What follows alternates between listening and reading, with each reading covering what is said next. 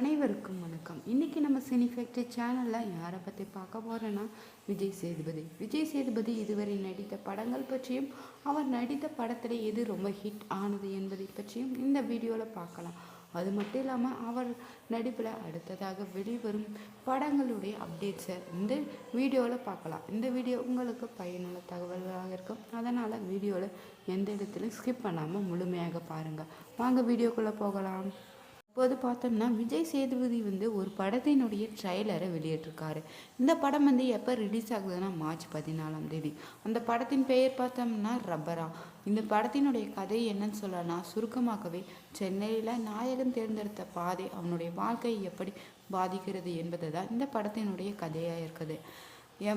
M Pandi இயக்கி இந்த படத்திற்கு மெட்ரோ திரைப்படத்தின் இயக்குனரான கிருஷ்ணன் திரைக்கதை எழுதியிருக்காராம். சத்யா நாயகனாக நடிக்கும் இந்த படத்தில் தீபா சங்கர், ஜெயபிரகாஷ், சென்ட்ரியான், டோனி போப் ஆகியோர் முக்கிய கதாபாத்திரத்தில் நடிச்சிருக்காங்க. இந்த படத்திற்கு MS உதயகுமார் ஒளிப்பதிவு செய்திருக்காங்க. ஜோகஸ் சுனிஷ் இசையமைச்சிருக்காங்க.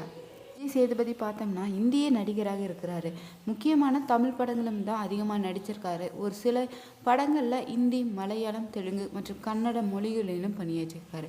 சீனு ராமசாமியோட இயக்கத்தில் தென்மேற்கு பருவக்காட்சி என்ற படத்தில் ஒரு முதல் முன்னணி வேடத்தில் தான் நடிச்சிருக்காரு.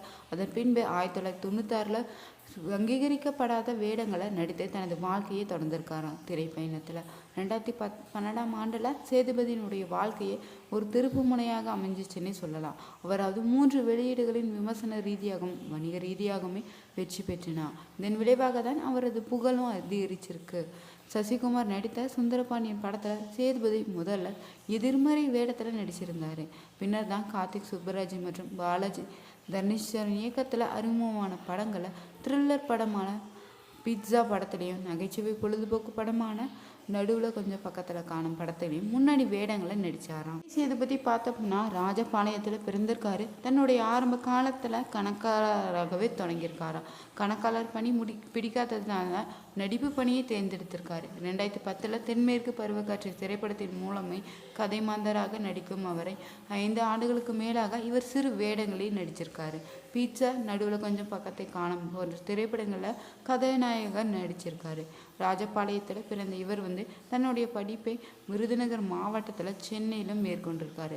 காலங்களில் பார்த்தோம்னா சராசரிக்கு கீழான மாணவன் என்றும் விளையாட்டில் பாடத்திட்டம் நிகழ்வுகளையும் தனக்கு நாட்டம் இருந்ததில்லைன்னு சொல்லியிருக்காரு. இளநிலையில் வணிகவியல் பட்டம் பெற்று 3 ஆண்டுகளில் துபாயில் கணக்காளராகவும் பணியாற்றியிருக்காரு. கூத்துப்பட்டையரிலும் கணக்காளராகவும் பணியில் சேர்ந்திருக்காரு. அங்கு நடிகர்களை அருகில் இருந்து அவதானிக்கும் வாய்ப்பும் கிடைத்ததாக கூறியிருந்திருக்காரு. பெண் என்ற தொலைக்காட்சி தொடரிலும் நடித்திருக்காரு. கலைஞர் தொலைக்காட்சியில் நாளைய இயக்குனர் நிகழ்ச்சிகளையும் பல குறுப்படங்களில் நடித்திருக்காரு. பீட்சா பட இயக்குனரான கார்த்திக் சுப்பராஜுடன் இணைந்து பல குறுப்படங்களிலும் பணியாற்றியிருக்காரு. சிறந்த நடிகருக்கான விருதை நார்வே குறும்பட தமிழ் திரைப்பட விழாவில் பெற்றாராம். செல்வராகவன் பார்த்தோம்னா புதுப்பேட்டை படத்திற்காக தேர்வு வைத்ததில் கலந்து கொண்டு தனுஷுக்கு நண்பனாக நடிக்கும் வாய்ப்பையும் பெற்றிருக்காரு. அதை தொடர்ந்து தமிழ் சினிமாவில் கன்னட 2 மொழிகளிலுமே அகண்ட என்பதின் தமிழ் பதிப்பில் முன்னணி கதை மாந்தராக நடிச்சிருக்காரு. கன்னட பதிப்பில் எதிர்மாறான கதை மாந்தராகவும் நடிச்சிருக்காராம். இப்படம் திரைக்கு வரவில்லை என்றாலும் பின் பிரபு சாலமனுடைய லீ திரைப்படத்தில் சுசீந்திரனின் வெண்ணிலா கபடி குழு, நான் மகான் அல்ல என்ற திரைப்படங்களை சிறு வேடங்களை நடிச்சிருக்காரு. இயக்குனர் சுசீந்திரனுடைய முதன்மையான கதாபாத்திரத்தை நடிக்க வைத்து தன் கனவு மெய்ப்பட காரணமாக இருந்தார் என கூறியிருக்காரு. சுசீந்திரன் பார்த்தனா இவரை தென்மேற்கு பருவக்காட்சி இயக்குனர் சீனு ராமசாமியுடன் அறிமுகப்படுத்தினாராம். பின்புதான் சீனு ராமசாமி விஜய் சேதுபதி அப்படத்தில் முன்னணி கதாபாத்திரத்துக்கு நடிக்க வழங்கியிருக்காரு. தொடர்ந்து தான் 2012ஆம் ஆண்டில் இவர் நடித்த 3 திரைப்படங்கள் வெற்றி பெற்றும் வணிக ரீதியாகவும் பெரும் வெற்றியை கண்டதான். சுந்தரபாண்டியனுடைய கதைநாயகனுக்கு எதிராகவும் நடிச்சிருக்காரு. கார்த்திக் சுப்பராஜனுடைய பீட்சா படத்தில் பாலாஜி தரணிதரன் நடுவில் கொஞ்சம் பக்கத்தில் காணும் படத்திலையும் முன்னணி கதாநாயகனாக நடிச்சிருந்தாராம். நலன் குமாரசாமியினுடைய சூதுகவும் படத்திலையும் முன்னணி கதா மாந்தராக நடிச்சிருக்காரு. பன்னியார் பத்மினி படத்திலையும் நடிச்சிருக்காரு. 2016ஆம் ஆண்டில் பார்த்தோம்னா தொடர்ந்து 6 படங்களையும் நடித்தோம். 2017 5 படங்களிலையும் நடிச்சிருக்காரு. 2018 7 படங்களையும் நடிச்சிருக்காராம். 2018ஆம் ஆண்டு இறுதியில் தான் தனது 25 படமாக சீதகாதி திரைப்படத்தில் 75 வயது முதியவர் தோற்றத்தில் நடித்து பல சாதனைகளையும் புரிந்திருக்காரு. சேதுபதியோடைய அப்கமிங் மூவிஸை பற்றி நம்ம பார்க்கலாம். இவர் ப்ரொடியூசராக சங்குதேவன் படத்தில் இருக்கார். இந்த படத்தை யார் இயக்கினாங்கன்னா சுதாகர். இது எப்போ ரிலீஸ் ஆக போகுதுன்னா மார்ச் 2025 ரிலீஸ் ஆக போதான். அடுத்ததாக இவர் நடிப்பில் வெளியான பீஸா 1 படத்தின் வெற்றியை தொடர்ந்து தான் பீஸா 2 திரைப்படத்தில் நடிச்சிருக்காரு. இந்த படத்தை மிஸ்கின் இயக்க ஜூன் 2025 30 வெளியாக இருக்குது. அது மட்டும் இல்லாமல் இவர் அடுத்ததாக ஹீரோவாக எந்த படத்தில் நடிச்சிருக்காருன்னா ட்ரெயின். இந்த படத்தையும் மிஸ்கின் இயக்க இருக்காங்க. அடுத்தது பார்த்தோம்னா இவர் சீனு ராமசாமி இயக்கத்தில் இடம்பொருள் ஏவல் படத்துலையும் நடிச்சிருக்காரு. இது எப்போ ரிலீஸ் ஆகும்னா மார்ச் மாதம் 2025 வெளியாவதாக சொல்லப்படுது. அது மட்டும் இல்லாமல் இவர் நடிப்பில் இந்த அடுத்த ஆண்டு வெளிவர போகும் படம் பார்த்தோன்னா கிஷோர் பாண்டுரங் வேலாக்கர் இயக்கத்தில் காந்தி டால்க்ஸ் படத்தில் ஹீரோவாக நடிச்சிருக்காரு. நாம் பார்த்தோம்னா விஜய் சேதுபதி நடித்த 10 டாப் படங்களை பற்றி பார்க்கலாம். முதலாவதாக பார்த்தோம்னா விக்ரம் வேதா. இந்த படம் எப்போ ரிலீஸ் ஆனிச்சா 2017 ரிலீஸ் ஆனிச்சு.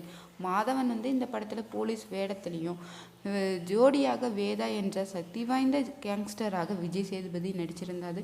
இந்த படம் மிகப்பெரிய வெற்றியை பெற்றது. அது மட்டும் இல்லாமல் அதன் எழுத்து, நடிப்பு மற்றும் இயக்கம் ஆகியவற்றுக்காக பாராட்டவும் பட்டது.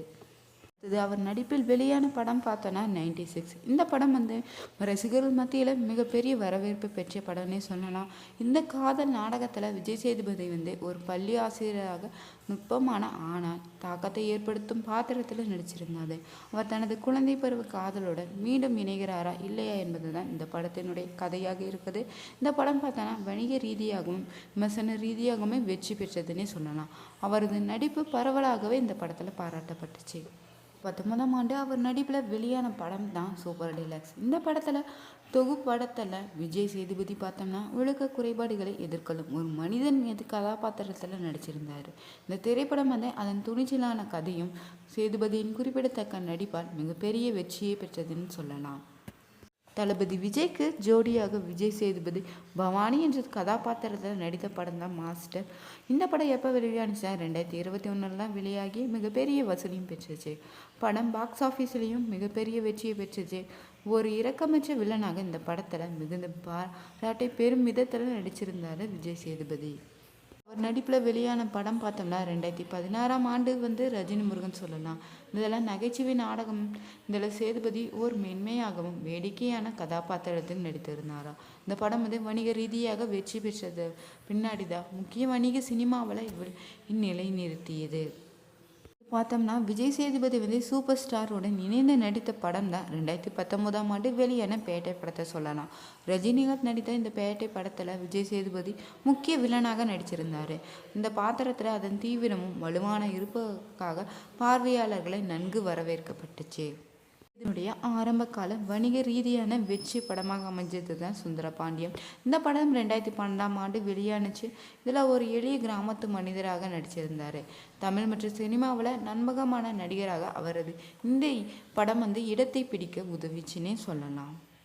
பார்த்தோம்னா ஒரு சிக்கலான சூழ்நிலை சிக்கிய ஒரு பெண்ணை கவலையற்ற ஆணாக விஜய் சேதுபதி இந்த படத்தில் காதல் செய்கிறாரு. ஒரு நகைச்சுவை திரைப்படமாகவே இந்த படம் பார்க்கப்பட்டுச்சு. இதன் வெற்றிக்கு பகிர்ந்தளிக்கப்பட்டது. காதலுக்கு கடந்து போகும் படத்தில் 2016 நடிச்சிருந்தார். விஜய் சேதுபதி பார்த்தோம்னா நடிகராக மட்டும் இல்லாமல் சில படங்களில் துணை வேடத்தில் நடிச்சிருந்தார். அப்படிப்பட்ட ஒரு படம் தான் தீரம் அதிகாரம் 1. இது எப்போ வெளியானுச்சு 2017 வெளியான படம் தான். நிஜ வாழ்க்கை சம்பவங்களை அடிப்படையாக கொண்டு தான் இந்த படம் அமைக்கப்பட்டது. பாக்ஸ் ஆஃபீஸிலும் வெற்றி பெற்ற படம்னே சொல்லலாம். இதில் ஆக்ஷன் த்ரில்லர் படமாக இருந்துச்சு. விஜய் சேதுபதி துணை வேடத்தில் நடிச்சிருந்தார். உதயநிதி இயக்கத்தில் விஜய் சேதுபதி படத்தில் கைகோர்க்க இருக்கிறாரு. கிருத்திகா உதயநிதி இயக்கத்தில் கடைசியாக வெளிவந்த படம் பார்த்தோம்னா காதலுக்கு நேரமில்லை. அந்த படம் எதிர்பார்த்த வெற்றி பெறவில்லைனாலும் இதற்கடுத்து கிருத்திகா உதயநிதி அடுத்து இயக்குவதற்கான பணிகளை தீவிரமாக ஈடுபட்டு வராராம். சமீபத்தில் நடிகர் விஜய் சேதுபதியை சந்தித்து கதை கூறியிருக்காரு. அந்த கதை விஜய் சேதுபதிக்கு பிடிச்சிருந்தாங்கன்னா அடுத்த கட்ட பணிகளும் விரைவாக நடைபெற்று வருது. இந்த படத்தை யார் இயக்க இருக்காங்கன்னா ரெட் ஜெயின் நிறுவனம் தயாரிக்க இருக்குது. இதை பற்றி பார்த்தோம்னா பெரம்பலூர் இருக்க தனலட்சுமி சீனிவாசா பல்கலைக்கழகத்தில் கலைவிழா நிகழ்ச்சியில் கலந்து கொண்டிருக்காரு. அப்போது அவர் என்ன சொல்லியிருக்காருன்னா மாணவருக்கு இளைய தலைமுறையினரும் சமூக வலைத்தளங்களை உங்களது எது தேவையோ அது சரி என முடிவெடுத்து அதை மட்டும் ஏற்றுக்கொள்ள வேண்டும் சொல்லியிருக்காரு. சமூக வலைத்தளங்களில் ஏராளமான குப்பை இருக்குதான், அவற்றையெல்லாம் எடுத்துக்கொள்ளாதீங்க. காலம் மிக குறைவானது தான், அது கடந்து சென்ற பிறகே நாம் புரிந்து கொள்ள முடியும். எனவே அதையும் முறையாக பயன்படுத்தி கொள்ள வேண்டும் என்று மாணவர்களுக்கு அட்வைஸும் கூறியிருக்காங்க. உங்களுக்கு பிடிக்கும்னு நினைக்கிறேன். அதனால் வீடியோவின் சேனலை சப்ஸ்கிரைப் பண்ணிக்கோங்க, லைக் பண்ணுங்கள், ஷேர் பண்ணுங்கள், கமெண்ட் பண்ணுங்கள். மறக்காமல் சேனலை சப்ஸ்கிரைப் பண்ணிக்கோங்க. Thank you viewers.